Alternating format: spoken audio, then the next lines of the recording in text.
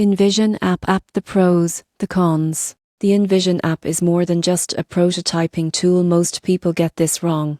It's designed to help designers create interactive prototypes, gather feedback, and collaborate with teams efficiently. On the pros side, InVision allows you to build clickable prototypes without coding. You can collect feedback directly on designs, manage version history, and integrate with tools like Slack, Jira, and Sketch. Boards help teams organize projects visually, and real-time collaboration keeps everyone aligned. InVision also offers design system management to maintain consistency across projects. On the con side, InVision's free plan is limited and some features are restricted to premium subscriptions. It may feel less intuitive for beginners compared to Figma, and heavy projects can experience performance issues. Offline work is also limited. In conclusion, the InVision app is ideal for designers and teams focused on prototyping and feedback-driven design. While premium plans unlock full capabilities, its interactive prototypes, collaboration tools, and integration options make it a valuable asset for efficient design workflows.